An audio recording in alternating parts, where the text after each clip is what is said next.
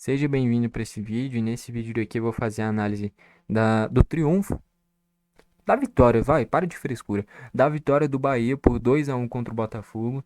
E é isso, fazer a análise aqui nesse vídeo. Antes de tudo, solta aí a intro.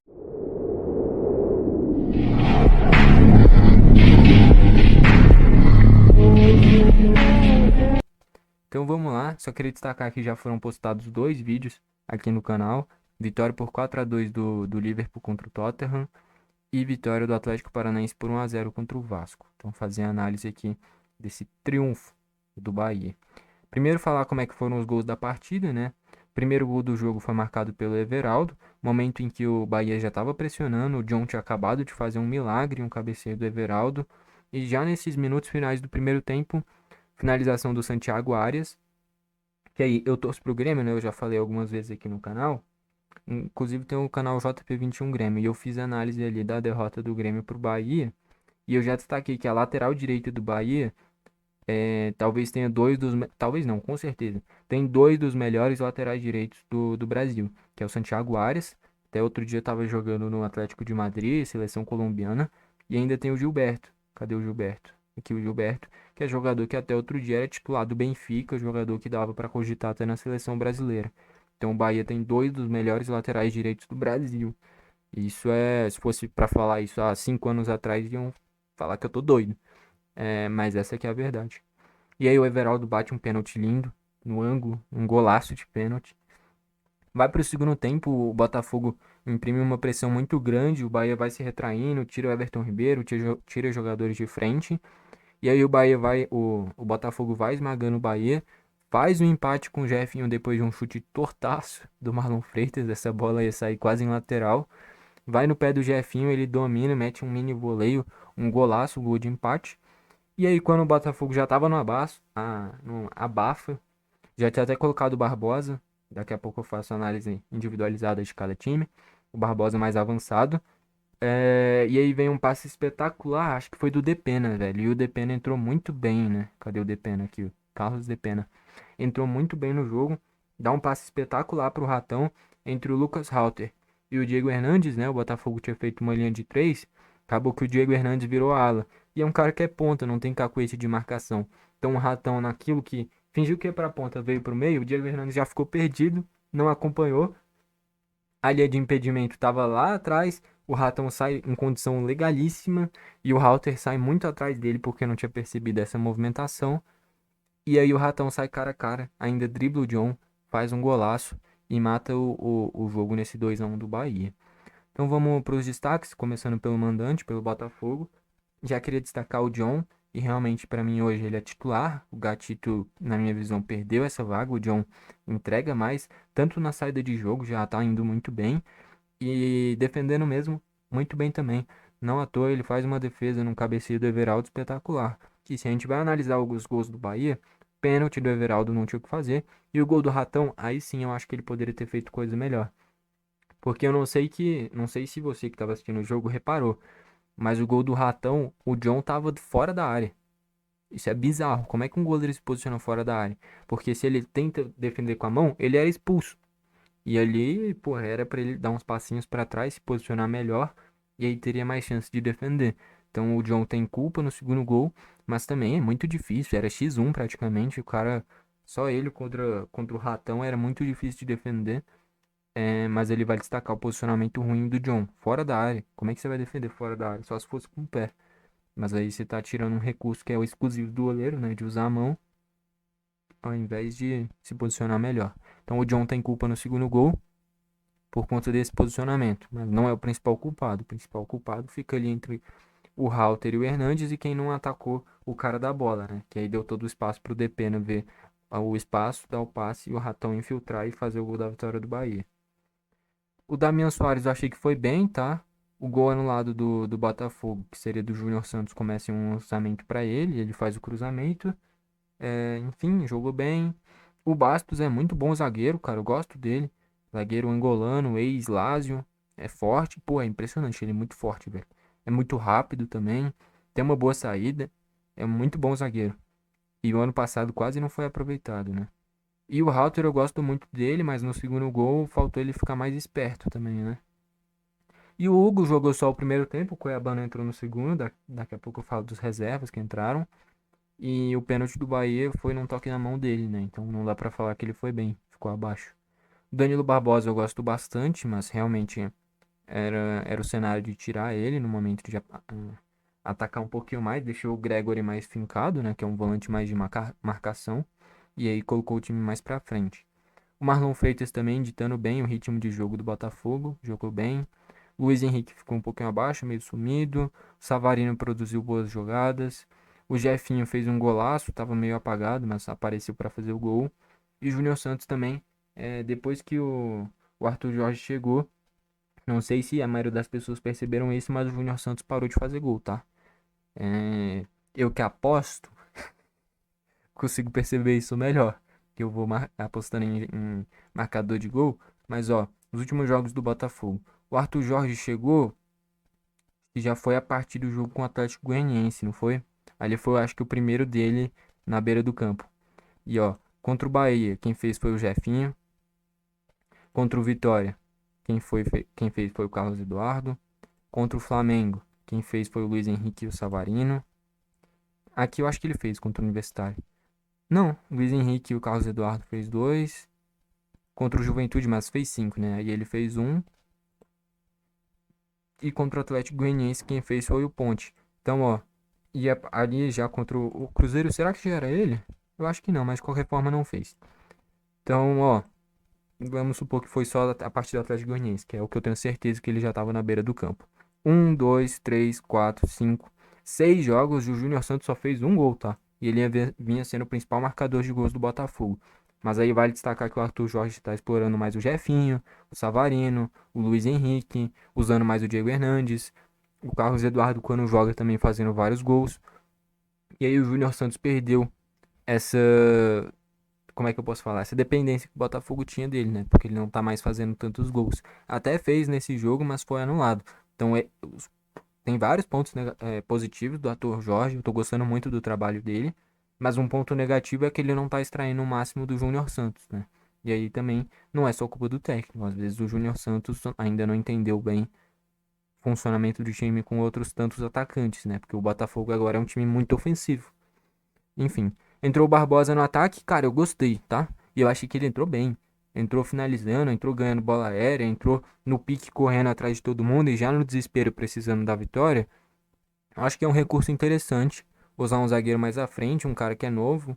Novo não, mas é um cara que não é velho. Então ele tem um pique pra dar, para roubar a bola. Coloca um cara que tem cacuete de marcação lá na frente, então a chance de roubar a bola é maior. Na bola aérea você vai ter um cara que é maior também pra ter mais chance de fazer gols. E tecnicamente também ele entrou bem, com bons passes, finalização de longe também.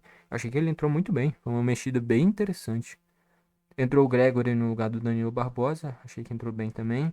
O Cuiabano no lugar do Hugo, acho que com o tempo o Cuiabano vai virar titular, mas ainda errando bastante, muita tomada de decisão, enfim. O Oscar Romero entrou muito bem, o gol do Botafogo. Saiu graças a ele, com um baita passe, acho que foi pro Diego Hernandes, entrou bem.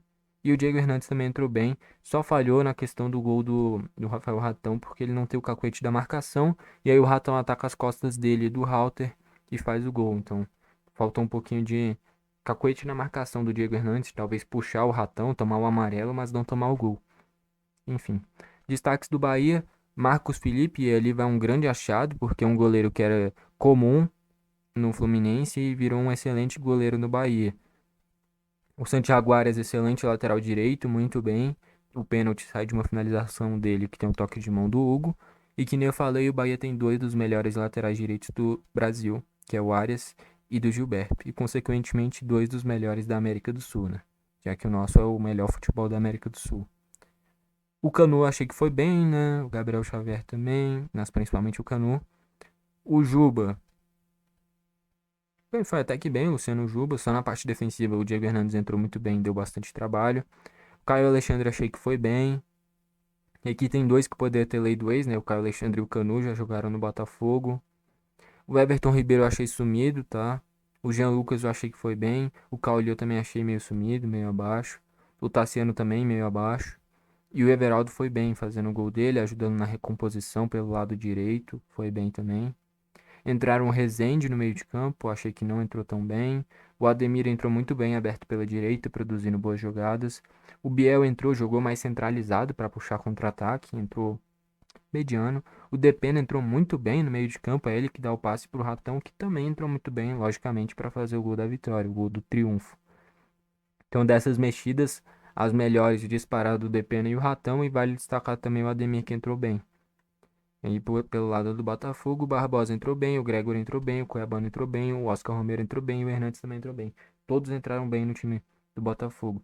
Não à toa o segundo tempo foi de muito mais volume de jogo do Botafogo. O Bahia faz 1 a 0 no primeiro tempo, já vai moldado para com 15 e 20 do segundo tempo se retrancar e segurar no 1 a 0. Não à toa tira o seu principal jogador, o Everton Ribeiro. E depois toma um empate e aí o Rogério explora os contra-ataques com o Biel, com o Ademir, com o Ratão. Mandou muito bem nisso e não à toa o gol saiu assim, né? Mas por volume de jogo, vou mostrar aqui, ó. 16 chutes do Botafogo sendo 5 a gol, 10 do Bahia sendo 4 a gol. O Bahia deu muito mais perigo no primeiro tempo, que foi onde saiu vencendo por 1 a 0. Desses 4 chutes a gol, pelo menos uns 2 ou 3 foi só no primeiro tempo. E o Botafogo com um volume de jogo muito maior no segundo tempo, quando precisou buscar o empate e a virada. E aí o Marcos Felipe fez defesa, assim, chute do Cuiabano, enfim. Posse de bola um pouquinho mais pro Botafogo, naturalmente por ser mandante. Faltas 10 tendo 2 amarelos, 5 do Bahia tendo 2 amarelos. Isso vale destacar. Um time que estava vencendo por boa parte do jogo, não foi faltoso, fez só 5 faltas e se defendeu muito bem. Escanteio 5 do Botafogo, 1 do Bahia, que nem eu falei. Botafogo com mais volume de jogo, mas o Bahia aproveitando bem os contra-ataques. E impedimento 6 do Botafogo, tendo inclusive um gol anulado. E aí vai destacar a linha de impedimento do Bahia e o mau posicionamento dos jogadores do Botafogo, né? Uma coisa não anula a outra. Tá interligado o mau posicionamento dos jogadores do Botafogo e a boa linha de impedimento do Bahia. Tanto para defender, tanto para atacar, que o gol do Ratão sai assim, explorando essa linha de impedimento. Com esse resultado, o Bahia na segunda colocação com 10 pontos e o Botafogo na terceira com 9. São duas equipes que, pelos investimentos, tendem a ficar na parte de cima da tabela. Não sei se vão, com o passar do tempo, decair e ficar no meio para frente da tabela, mas devem ficar na parte de cima. Ou se vão se manter na parte de cima, tá? Então vamos analisar aqui, que nem eu já estou fazendo nos últimos jogos do Brasileirão, o início do campeonato das duas equipes. Começando pelo Bahia, venceu do Botafogo fora, resultado espetacular. Ganhou do Grêmio em casa, resultado normal, resultado muito bom. Empatou o clássico com o Vitória. A equipe do Bahia é muito mais forte do que o Vitória, essa que é a verdade. Tem mais investimento, tem melhores jogadores, então dava para vencer. Mas saiu perdendo por 2 a 0, então um resultado muito bom. Buscou atrás do empate. Venceu do Fluminense em casa, atual campeão da Libertadores, não é de se desprezar, então um resultado muito bom, de virada inclusive. E perdeu para o Inter em um jogo que dava para segurar pelo menos um empatezinho, porque abriu 1 a 0 e tomou a virada em poucos minutos. Então, desses resultados, dava para ter segurado ao menos um empatezinho contra o Inter, talvez vencido. E é mais time que o Vitória, poderia ter vencido, mas um empate não é ruim. Então, dava para talvez, pelo menos, sendo muito otimista, vencido o Vitória e ter segurado a vitória contra segurado o triunfo contra o Inter. E aí seriam 3 pontos aqui e mais 2 aqui, seriam 5 pontos a mais. O Bahia estaria com 15 e teria vencido todos os jogos. Em todos os jogos o Bahia teve chance de vencer. É, Mas enfim, eu acho que o único jogo assim que dá pra falar, pô, aqui bobeou, poderia ter ficado com os pontos. Contra o Inter. Se conseguisse segurar o empate, estava com 11, seria líder. Conseguisse segurar a vitória, estaria com 13, seria o líder também. Então são pontinhos que estão fazendo falta, mas lógico, início de campeonato. Então, normal. E fora de casa perder pro Inter é normal, mas é porque realmente pelo que foi o jogo, pela circunstância que tava vencendo. E o Borré perdeu 300 mil gols nesse jogo. Então dava para ter segurado ao menos um empatezinho. E o Botafogo, nesse início, perdeu pro Bahia em casa, é um resultado ruim, e que pelo que produziu poderia ter vencido ou ao menos segurado o empate. Venceu do Flamengo, jogo dificílimo, e jogou muito bem. Venceu do Juventude em casa, fez seu papel. Venceu do Atlético Goianiense em casa, fez seu papel. E perdeu por Cruzeiro fora, tomando um gol no final. Poderia ter segurado o empate. Então vamos analisar. Segurasse o empate com o Cruzeiro e segurasse o empate com o Bahia. 2 pontinhos, estaria com 11 e seria líder também. Então as duas equipes, o Botafogo bobeou principalmente com o Cruzeiro tomando gol no final e com o Bahia tomando gol no final também. E o Bahia bobeou de não ter segurado o placar contra o Inter, tá ok? Então o Bahia, um joguinho que poderia ter conseguido mais pontos, e o Botafogo, dois, que deixou escapar aí pelo menos dois empates, tomando dois gols no final, tanto do Cruzeiro, tanto no Bahia. E gol no final que ficou traumatizado o torcedor do Botafogo por conta do ano passado, né? Mas enfim, é um início de campeonato bom das duas equipes, principalmente do Bahia, muito acima da expectativa, na minha visão. E que poderia ter sido ainda melhor se tivesse ido melhor contra o Inter, segurado o placar que construiu. E o Botafogo a mesma coisa, segurasse melhor contra o Cruzeiro e pelo menos um empatezinho aqui contra o Bahia, poderia ter um início ainda melhor. Mas de qualquer forma, um início bom das duas equipes, tá ok? E esse time do Botafogo tem um potencial de evolução com o Arthur Jorge muito grande, porque é um cara que dá pra ver que é bem corajoso, faz o diferente, e aí tem um potencial de evolução enorme. E o Bahia do Rogério Ceni também muito bem. Duas equipes que tendem a surpreender nesse brasileiro. E eu não duvido nada pegar uma Libertadores, talvez até brigar pelo título, se conseguirem manter essa sequência de bons jogos, com bom desempenho. Tem de tudo para ficar na parte de cima da tabela. Mas vale destacar: o Galo deve engrenar durante o campeonato, Palmeiras a mesma coisa, Flamengo a mesma coisa, o Inter tem um elenco muito forte. Não dá para descartar meu Grêmio também. O São Paulo também é atual campeão de Copa do Brasil. O Fluminense se embalar de novo também vai ser um adversário que pode chegar lá em cima. Então tem muito time com potencial de evolução. Então vai ter que manter um desempenho bom se quiser ficar na parte de cima da tabela. E é isso. Só para fechar então, o craque da partida, que eu não falei. Deixa eu ver quais que eu posso destacar de craque da partida. Eu vou destacar o Bastos, vou destacar o Marlon Freitas, o Everaldo, Santiago Arias, o Depena e o Ratão, tá? Ratão, Depena, o o Everaldo, o Bastos e o Marlon Freitas. Mas pra mim o craque da partida é o Depena. Pô, é muito jogador que, tipo assim, foi bem, mas nenhum craque absurdo da partida que dá pra falar assim. Foi um jogo bem equilibrado, tá?